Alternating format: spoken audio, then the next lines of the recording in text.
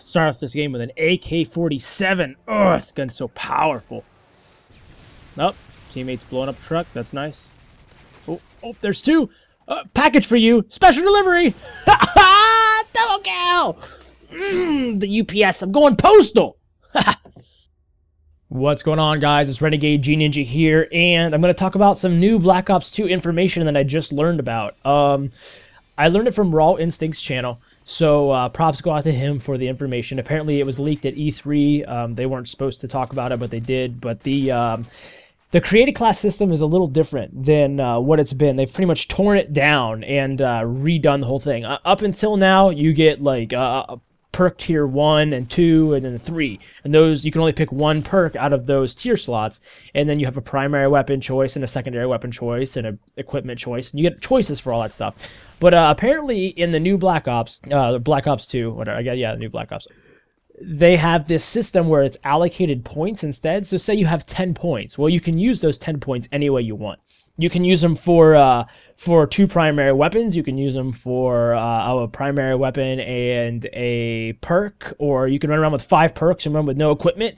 It allows for more customization, which is really cool, in my opinion. I think that more customization is awesome, because the more you can customize, the more you can add equipment and just you can add things to your arsenal if you're a good player.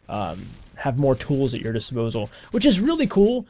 The only problem I see here is a balancing issue. Wow, I just bit my tongue. Ow. Anyway, a balancing issue where, like, I could see people using like these points really cheaply. I don't know. I guess I see it as a complication. You know, the tiered perks were a way to keep the game balanced. You could only pick one, so you put all the good perks in one slot, and you could pick one of them, even though, you know, they didn't really do that great of a job of that on Modern Warfare 3. But anyway, that was the idea behind it. But if you remember, guys, Black Ops 1 was a pretty balanced game, I think, anyway. I mean, Ghost was overpowered, but it wasn't too overpowered. I mean, Flak Jacket was still useful, you know what I mean? And, you know, I don't know, I feel that Black Ops Treyarch, I guess, is the company that does it, is really good at balancing. So my opinion with this whole thing is, hey, if the game's great, awesome. I'm pumped to get back in the Call of Duty action. That's what I want to do. But after a few disappointments with some Call of Duty series, that if this game is not, if it doesn't work, if it's cheap, if people are exploiting things, then I'll probably just play some Battlefield or some Halo or whatever. I mean, I don't really have a specific game that I really care that much to play, but you know, just switch over to some other first-person shooters anyway. The thing with Black Ops to me is the connection.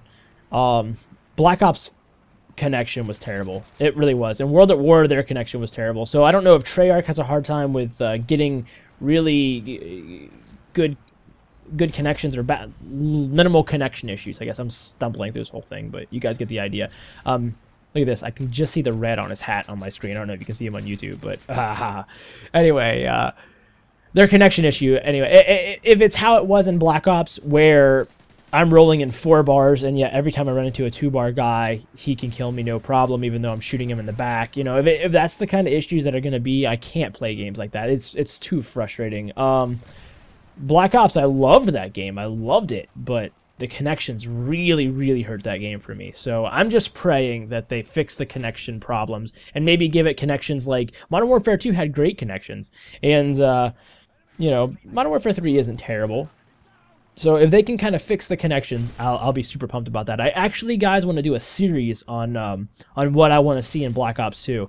But the series is all based on if the connection issues are fixed. Because if they're not, then I probably won't even play the game very much. But I'm going to start a series on that. So look at that. Look forward to that on my channel. I actually want to take it into a pretty long series. I want to get pretty in-depth into it.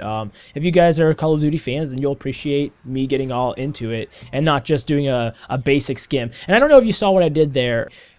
I have an Overwatch above my head right now, so I run where I think that the enemies are, and then I kind of prone where they are, but I don't really worry about rushing them and fighting them. I just kind of get to where they are and let my Overwatch take care of them over top. That's a really good way to get your Overwatch to work. I think that's a very effective way to make Overwatches useful. You don't want to camp with Overwatches because they'll just sit above you and people will shoot them down. You really want to rush around with them, but and rush at the enemies. But I figured I'd let you guys know that my plans, I guess, for bringing... I want a whole series about Black Ops 2 and what I want to see in it and what I want to be fixed. And you guys can agree with me, disagree with me, whatever. I just want to do a whole series about it. And I wanted to bring you guys that new information about Black Ops 2. So let me know in the comments below what you think about it. What you think about the new Black Ops 2. And if you're excited for it, if you're not excited for it, if you think this new creative class system is pretty cool, let me know. Don't forget to, if you like the video, just go ahead and hit the like button or rate the video. And subscribe to the channel if you like what I'm doing. If you like my commentaries, just hit that subscribe button. It really helps me out. Alright guys, thanks for watching. RenegadeGNinja out. Peace.